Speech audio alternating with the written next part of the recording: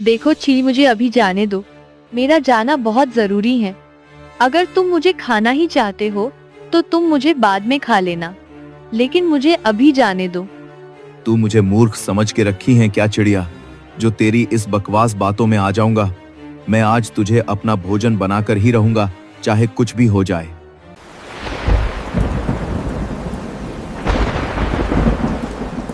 मम्मा, आप कहाँ चली गई मुझे छोड़कर?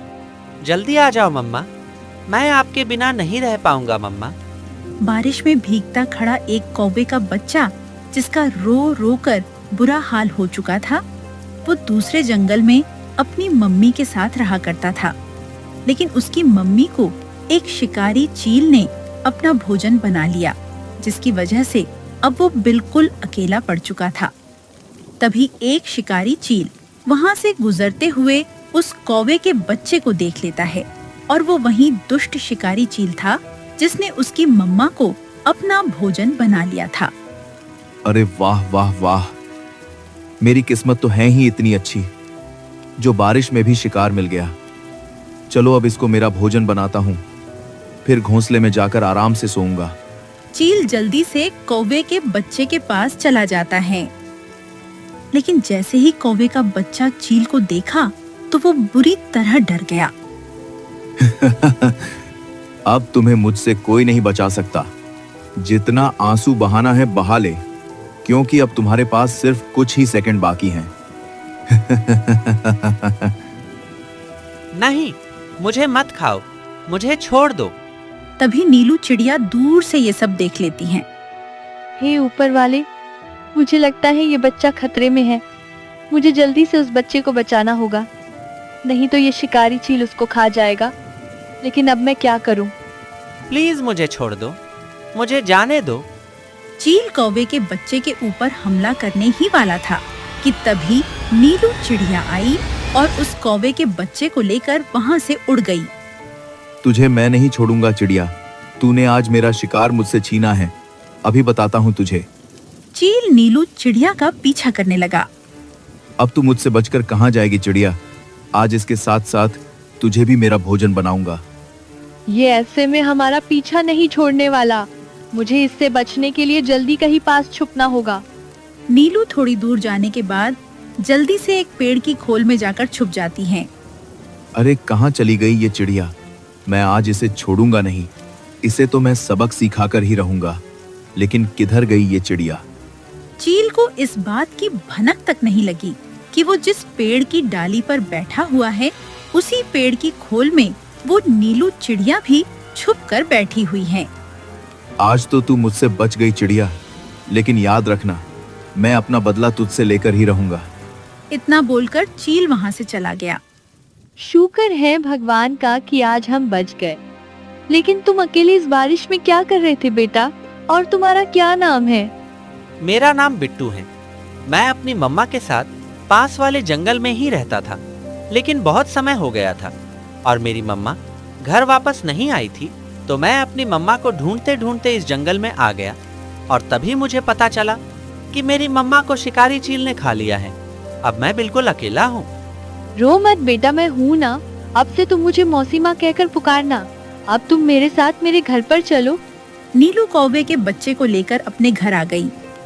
आज से तुम यही रहना और इसे अपना ही घर समझना बेटा। मम्मा, ये कौन है? बेटा, ये तुम्हारा भाई बिट्टू है। अब तुम इसके साथ ही खेलना। ठीक है मम्मा। रात हो जाती है, लेकिन बारिश रुकने की बजाय और बढ़ रही थी। मम्मा जल्दी आओ, लगता है बारिश में भीगने की वजह से बिट्टू भाई की तबीयत खराब हो गई। तुम बिल्कुल भी चिंता मत करो बेटा, मैं तुम्हारे लिए गरम सॉल और काढ़ा बनाकर ले आती हूँ। उसे पीकर तुम जल्दी ठीक हो जाओगे। नीलू दोनों बच्चों को सॉल से ढंक देती हैं और काढ़ा बनाकर ले आती हैं। काढ़ा पीकर दोनों बच्चे सो जाते हैं। नीलू भी बच्चों का ध्यान रखते रखते कब उसकी भी आंख लग गई, पता ही नहीं चला। अगले दिन मम्मा, लगता है बिट्टू भाई की तबीयत में कोई सुधार नहीं हुआ। हमें डॉक्टर अंकल को दिखाना चाहिए। हाँ टिंकू बेटा, तुम सही कह रहे हो। तुम अपने भाई का ध्यान रखो, मैं जल्दी से जाकर डॉक्टर अंकल को लेकर आती हूँ। ठीक है मम्मा। नीलू बारिश में भीगते हुए डॉक्टर अंकल के पास जाती हैं। अरे नीलू, तुम, और वो भी इतनी तेज बारिश में, सब ठीक तो है ना? नहीं डॉक्टर अंकल, आप जल्दी से मेरे साथ चलिए। नीलू डॉक्टर अंकल को लेकर अपने घर पर आ जाती हैं। देखिए ना डॉक्टर अंकल, क्या हुआ है। हमारे बिट्टू को कल रात से खांसी आ रहा है। मैंने कल रात में काढ़ा भी पिलाया था, लेकिन लगता है काढ़ा का कोई असर नहीं हुआ।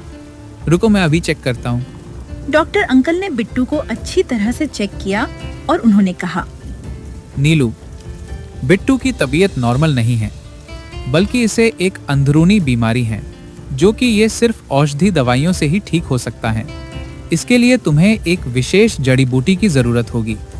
लेकिन डॉक्टर अंकल, ये विशेष जड़ी बूटी मुझे कहाँ मिलेगी? ये तो मुझे भी नहीं पता नीलू, ये तो तुम्हें खुद पता लगाना होगा। नीलू सोच में पड़ जाती है। अब ये विशेष जड़ी बूटी मैं कहाँ से लाऊं?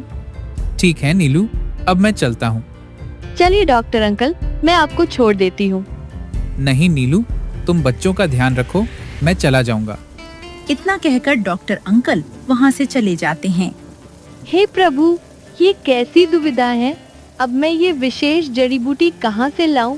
मुझे तो इसके बारे में कुछ भी नहीं पता। नीलू और बिना कुछ सोचे घर से निकल गई और जल्दी से गौरी मौसी के घर जा पहुंची। अरे नीलू, तुम, और वो भी इतनी तेज बारिश में? हाँ गौरी मौसी, वो मुझे आपसे कुछ बात करनी है। हाँ नीलू, बोलो क्या बात है। नीलू सारी घटना गौरी मौसी को बताती हैं। अच्छा, तो ये बात है। हाँ गौरी मौसी। तुम बिल्कुल भी चिंता मत करो नीलू, बिट्टू जल्दी ठीक हो जाएगा। और हाँ, मुझे एक विशेष जड़ी बूटी के बारे में पता है। तुम वहाँ से वो जड़ी बूटी लाकर बिट्टू को खिला देना। उस जड़ी बूटी को खाकर बिट्टू एकदम स्वस्थ हो जाएगा। लेकिन गौरी मौसी, वो जड़ी बूटी मुझे कहाँ मिलेगी? नीलू, तुम्हें यहाँ से बहुत दूर एक पहाड़ी के ऊपर जाना होगा, जिसके पीछे वो जड़ी बूटी लगी हुई है। तुम वहाँ से एक पत्ती को तोड़कर लाना और बिट्टू को खिला देना। फिर उस पत्ती को खाते ही बिट्टू पूरी तरह ठीक हो जाएगा। धन्यवाद गौरी मौसी, अब मैं चलती हूँ। नीलू जल्दी से अपने घर पर पहुंची और घर पहुंचकर उसने बच्चों से कहा, बच्चों, तुम दोनों मेरी बात ध्यान से सुनो। मैं एक विशेष जड़ी बूटी लाने के लिए ऊंचे पहाड़ों पे जा रही हूँ। मैं जल्दी ही वापस आ जाऊंगी, लेकिन तब तक तुम दोनों इस बारिश में कहीं बाहर मत जाना।